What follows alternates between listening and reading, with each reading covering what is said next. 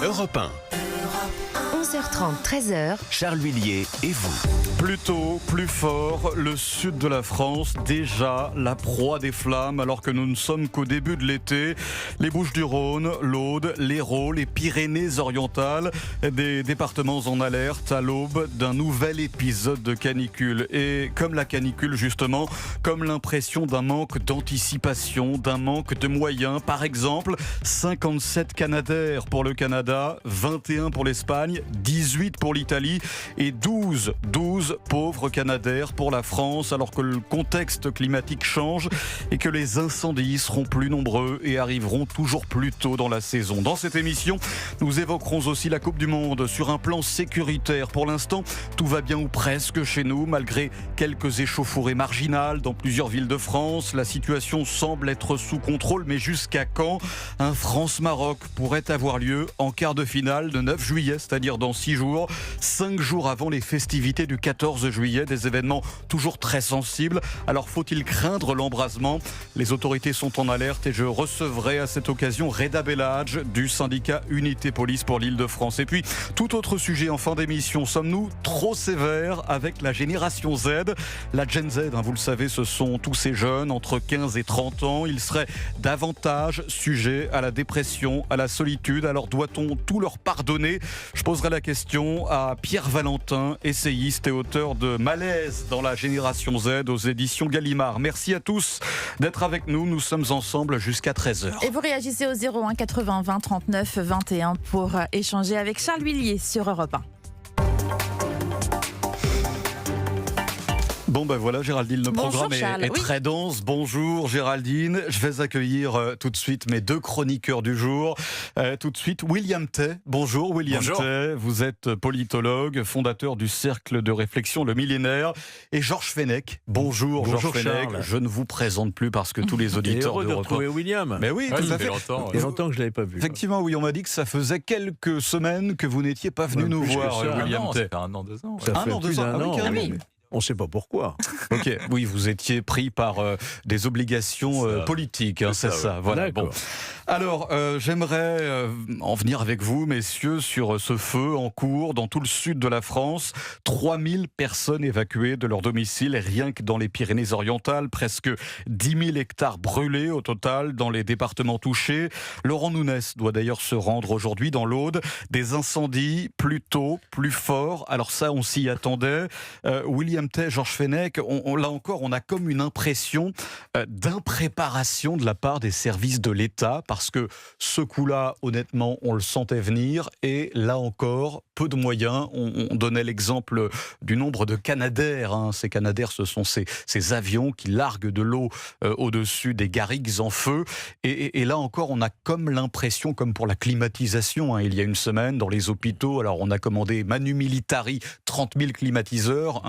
Là, c'est pareil.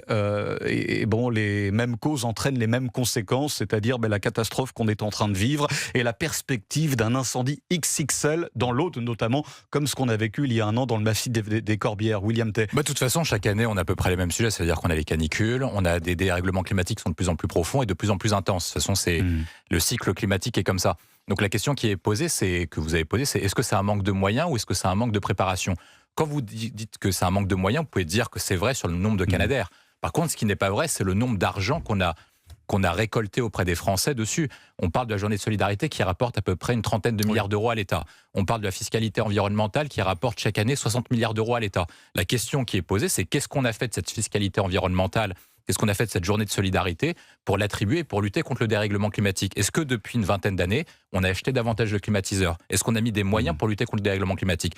Évidemment que non. Donc qu'est-ce qu'on en a fait ? On a créé des pistes cyclables, on a fait des choses qui ne sont pas forcément utiles d'un point de vue environnemental et d'un point de vue écologique. Donc c'est-à-dire qu'on a gaspillé l'argent des Français pour faire des choses d'un point de vue idéologique, mais pas des choses d'un point de vue pratique. Sur la question que vous posez sur les Canadair, moi je pense que est-ce que la France doit acheter 50 Canadair ou 60 Canadair ? C'est pas utile. Par contre, est-ce que les pays européens peuvent se coaliser pour acheter des Canadair et donc se dire entre eux, vous avez des incendies, on va tous faire face aux mêmes On incendies. mutualise. Donc on mutualise nos Canadair pour pouvoir le faire. Emmanuel Macron l'a annoncé il y a 3 années, c'est toujours pas fait. Il faut aller voir les autres pays européens et dire à la Grèce, à l'Espagne, au Portugal, à l'Italie, à la France, et donc qui font faire face aux mêmes choses que nous, on va mutualiser nos Canadair, on va les utiliser pour faire face aux incendies. J'aimerais, juste avant de donner la parole à Georges Fenech, rejoindre Jérôme Rampenou, qui est reporter pour CNews en direct de Pouzol-Minervois. C'est dans l'Aude et c'est vraiment dans l'épicentre de ces incendies dans tout le sud de la France. Bonjour Jérôme. Bonjour. Merci d'être en direct avec nous sur Europe 1, en direct de Pouzol-Minervois. Alors, on posait le contexte en préambule de cette émission, Jérôme Rampenou. Que voyez-vous autour de vous? Est-ce un paysage de désolation auquel vous assistez? Alors effectivement, certaines parties autour de Pouzol sont complètement grillées. Ce feu a été très puissant, très rapide. Lorsque nous sommes arrivés hier en milieu de matinée, le quartier où je me trouve, qui est un petit quartier excentré de Pouzol, avec quelques maisons, il y a effectivement quelques collines. Le feu a pris très rapidement dans cette partie-là. Il y a des vents de plus de 75 km/h, une température de plus de 35. Ça a attisé ces feux. Les Canadair sont rentrés en action. Vous en parliez de ces Canadair. Les 4 Canadair ont fait des rotations régulières en dessus de ce quartier pour protéger les maisons qui étaient juste en dessous. Le Dash aussi, cet appareil qui peut balancer du retardant. Vous savez, ce fameux retardant, ce produit rouge, a aussi beaucoup travaillé ici. Et depuis cette nuit, les pompiers, on va dire, ont un peu plus de sourire. On a pu revenir sur la zone, même monter dans la partie grillée avec eux. Là, actuellement, ils sont en train de noyer les fumerolles. Vous savez, ce sont ces petites fumées qui sortent du sol, qui sont souvent dues à des racines, à des troncs d'arbres qui sont encore très chauds, avec des points chauds. Et maintenant, il va falloir noyer toutes ces parties-là pour que cela ne reprenne pas, que le feu ne reparte pas avec le vent qui va remonter. Parce que pour l'instant, Jérôme Rampenou, chez vous, dans l'Aude, là où vous vous trouvez, eh bien le feu a, comme on dit, été fixé, c'est-à-dire qu'il ne progresse plus, vous nous le confirmez? Alors oui, effectivement. Alors, aucun pompier nous a dit clairement le feu est fixé. Par contre, tous nous disent, on a pu discuter avec l'un des commandants de section tout à l'heure justement sur ces noyages, nous a dit on est très content, on est dans une phase maintenant, on noie. Pour nous, c'est terminé, il faut empêcher que ça reparte. Donc, vous voyez, le terme n'est pas encore dit. J'imagine que c'est la venue du ministre de l'Intérieur qui fait que pour l'instant, on ne communique pas officiellement sur cette zone-là. Mais il était déjà hier en fin de journée, on va dire, contenu. Pas fixé, mais contenu. Ce qui veut dire que pour eux, ils n'allaient pas sortir de la zone dans laquelle ils s'étaient installés pour l'empêcher d'aller plus loin. Ils travaillaient vraiment à l'intérieur. Et depuis ce matin, nous sommes sur le terrain depuis 6 heures du matin. Il n'y a plus aucune fumée à distance du tout autour de cette zone. Bon, je vous remercie infiniment, Jérôme Rampenou, d'avoir été en direct avec nous sur Europe 1. Je rappelle que vous officiez habituellement pour CNews et merci parce que grâce à vous, vous nous informez, vous nous faites vivre la situation sur le terrain et on vous retrouvera évidemment toute la journée sur l'antenne de CNews également. Merci beaucoup, Jérôme Rampenou. Georges Fenech, ça ressemble quand même à de l'improvisation permanente cette histoire, parce que je ne dis pas que les incendies auraient pu être évités cette fois-ci, mais qu'on aurait pu, parce que là, nous ne sommes qu'au début de l'été, le 3 juillet, rendez-vous compte, Georges Fenech, c'est du jamais vu en termes de précocité, cet incendie, ces incendies que nous vivons dans le sud de la France. Oui, il y a de quoi nourrir quelques inquiétudes pour tout l'été et tous les périodes qu'on nous annonce caniculaires qui risquent de revenir.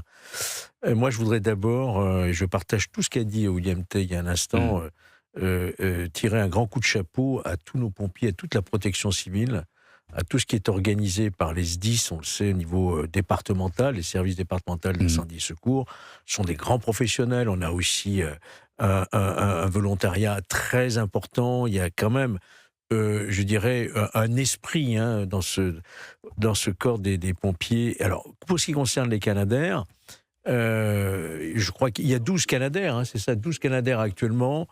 Il est prévu d'en avoir 16 d'ici 2032-2033. Mais nous avons aussi un problème de maintenance. Ce sont des très vieux Canadair qui ont une trentaine d'années d'âge, donc d'usure. Et ça coûte extrêmement cher de les entretenir. Ça coûte cher, plusieurs millions d'euros. Il y a à peu près 50% de Canadair qui sont immobilisés en permanence pour justement des remises à niveau. Donc on voit bien qu'on souffre d'une insuffisance, disons.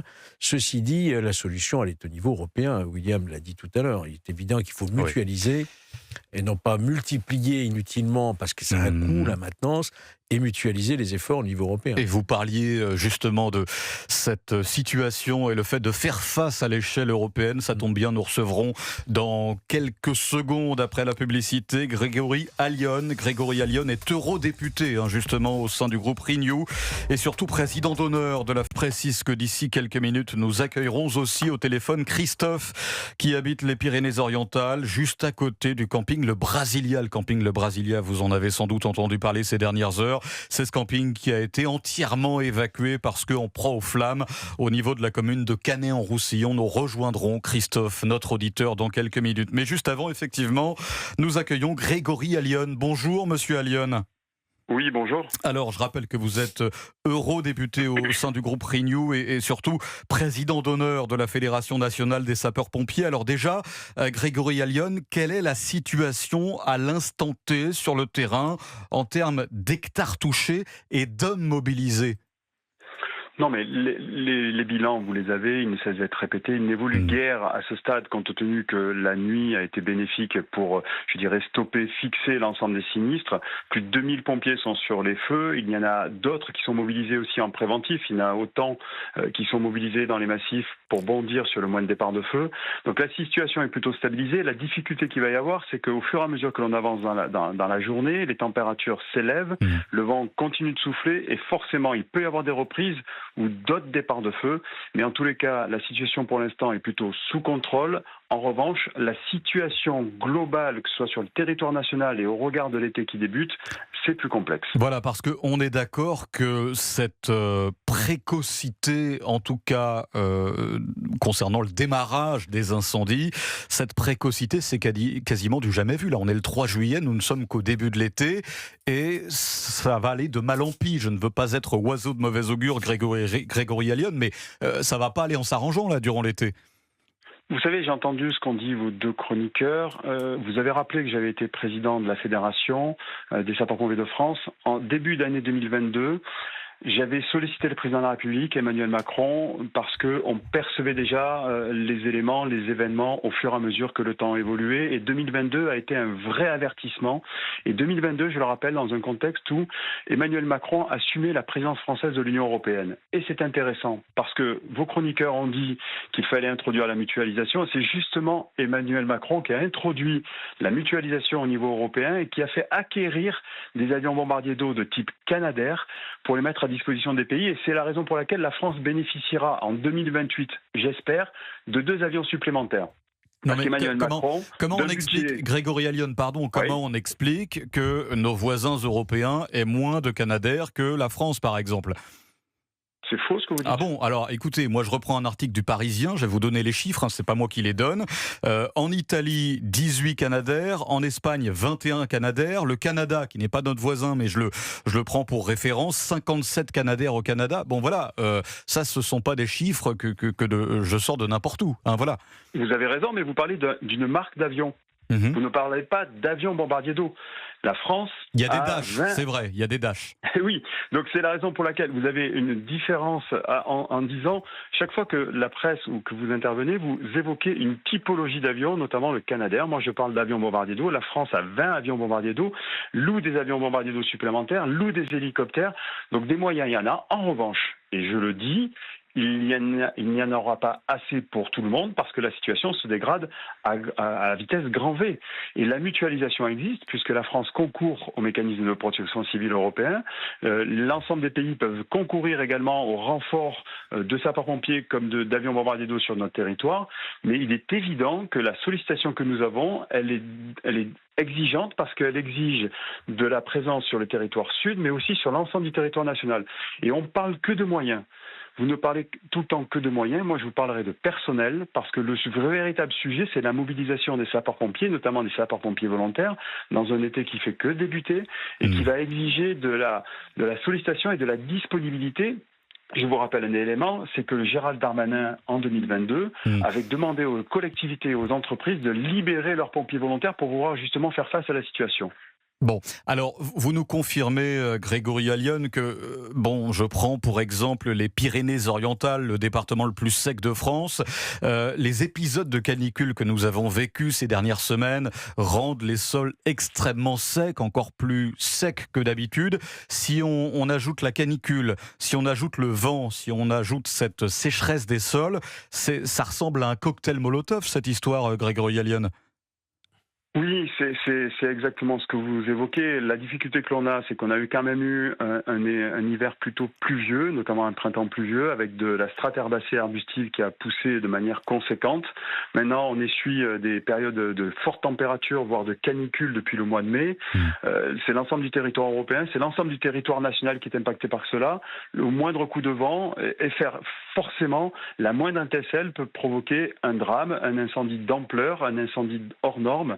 Et donc c'est la raison pour laquelle il faut agir sur plusieurs leviers. Bien entendu, il faut pouvoir adapter notre schéma de vie, c'est-à-dire demander aux gens d'être précautionneux, de ne pas jeter un mégot de cigarette par la fenêtre de sa voiture. Parce que 9 incendies sur 10 sont d'origine humaine, hein. Vous confirmez cette statistique? La quasi-totalité, effectivement, près de 90% des incendies sont d'origine humaine et plus de 2/3 d'entre eux sont liés à l'imprudence. Et forcément, lutter contre la malveillance, c'est un fait, mais quand on sait que 2/3 des incendies sont de l'imprudence, ça veut dire qu'on pourrait arrêter déjà d'avoir des incendies qui n'ont pas lieu d'être, compte tenu d'un comportement inadapté dans un massif qui est, comme vous venez de le dire, qui est un véritable cocktail Molotov. Bon, merci beaucoup Grégory Allione, eurodéputé au sein du groupe Renew, président d'honneur de la Fédération nationale des sapeurs-pompiers. J'aimerais, pour poursuivre sur le chapitre concernant ces incendies dans tout le sud de la France, faire un focus bien sûr sur les Pyrénées-Orientales. Nous allons rejoindre Christophe. Christophe, bonjour. Bonjour Charles. Alors, vous habitez juste à côté du camping qui a brûlé à Canet-en-Roussillon. Canet-en-Roussillon, c'est juste à côté de Perpignan, dans les Pyrénées-Orientales, à côté d'une zone portuaire. Que voyez-vous, Christophe, à côté de ce camping, le Brasilia? Parce que je crois que la majorité des résidents de ce camping a été évacuée, hein. Exactement. Alors, moi, il faut savoir, j'habite dans le port de Canet-en-Roussillon, donc j'étais face à la zone, justement, où on construit des catamarans, puisque vous savez qu'un catamaran a été touché, a complètement brûlé, ainsi que l'entreprise, et 2 campings sont juste derrière, dont le Brasilia, un des plus beaux campings de Canet-en-Roussillon, et qui, malheureusement, puisque c'est une pinède avec de superbes bungalows, c'est parti comme évidemment, ça s'est embrasé comme une allumette, hein. Exactement. Et en fait, dès 1h de l'après-midi, j'étais sur ma terrasse, énorme nuage noir qui commençait à envahir Canet-en-Roussillon, et j'ai compris rapidement que c'était cette zone qui était touchée, malheureusement, plus Sainte-Marie-la-Mer, qu'il ne faut pas oublier. Et malheureusement, ça impacte. Alors, ce qu'il faut savoir, il y a eu toute une entreprise de récupération des touristes par toutes les compagnies de bus de la région. Mais ce qu'il faut aussi comprendre dans une ville comme Canet-en-Roussillon, a fortiori le Brasilia, vous avez la moitié des touristes qui sont des touristes nord-européens. Donc moi, je les ai vus et rencontrés. Ce sont des Anglais, des Allemands, des Néerlandais, des Belges et des Suisses, et qui sont complètement décontenancés de la situation parce qu'ils aiment notre pays. Ils nous font l'honneur de ne pas aller jusqu'en Espagne, mais de s'arrêter chez nous, dans le Languedoc-Roussillon. Et quel désastre de démarrer la saison avec un très beau camping et une très jolie ville comme Canet, qui est la 2e plus grande ville de Pyrénées-Orientales, avec un sinistre pareil. Et j'ose espérer que c'est pas un imbécile qui avait un mégot au bec qui l'a balancé n'importe où. Christophe, vous savez, la majorité des incendies, on le disait avec Grégory Allione, sont d'origine humaine, hein. Donc je veux présumer de rien, mais ce que vous dites comme présage, en tout cas, c'est pas impossible, hein. Mais tout à fait. Alors, ce qu'il faut savoir, je suis retourné ce matin aux abords du camping. Alors, déjà, je voudrais pas oublier, Charles, coup de chapeau aux sapeurs-pompiers, parce que moi, j'ai vu le défilé, justement, des Canadair et des hélicoptères, bombardiers d'eau, police municipale, gendarmerie, police nationale, une organisation tip top. Vous savez, moi je suis très critique avec la France, et surtout depuis qu'on a Macron au pouvoir. Mais là, ces gens-là, il faut vraiment saluer leur courage, parce qu'ils n'ont pas besoin d'incompétents pour faire un travail de qualité. C'est ce qui fait que maintenant l'incendie est arrêté. Si nous n'avions pas des gens de cette qualité qui sont dévoués Bien eh sûr. bien, nous n'aurions pas la situation Alors, de ce matin. Christophe, dans votre département et a fortiori Canet-en-Roussillon qui est une magnifique station balnéaire dans les Pyrénées-Orientales, c'est quand même une ville, Canet-en-Roussillon, qui dépend énormément du tourisme, au niveau économique, j'entends. Et ça va pas vous faire du bien. Vous parliez des touristes nord-européens, les Suisses, s'ils voient ça, je ne suis pas sûr qu'ils aient envie de revenir à Canet ensuite, quoi. Surtout qu'il faut savoir une chose pour les auditeurs. Canet-en-Roussillon, frontière espagnole, c'est 14 minutes. Donc, quand vous connaissez les prestations de l'Espagne comparées à la France, le prix de l'essence, le diesel à 1,35 €, alors que chez nous c'est 1,85 €, grâce encore une fois à ce merveilleux gouvernement et Macron, eh ben évidemment, les gens vont partir plus loin. C'est ça qui me tue, c'est qu'il y a eu tellement d'efforts de fait pour valoriser les Pyrénées-Orientales, qui est un département incroyablement beau et méconnu. Je suis obligé de vous libérer, Christophe. Merci infiniment de nous avoir appelé, d'être passé en direct sur Europe 1. On va marquer une courte page de publicité, puis juste après, nous parlerons de la Coupe du Monde, mais sur un plan sécuritaire. Pour l'instant, tout va bien, mais jusqu'à quand ? Et William Tay et Georges Fenech vont nous répondre. Et puis j'aurai Reda Bellage qui sera avec nous, Reda Bellage du syndicat de police Unité. Et vous aussi, chers auditeurs d'Europe 1, vous pouvez réagir au 01 80 20 39 21. 11h30, 13h, vous écoutez Charles Lhuillier et vous sur Europe 1.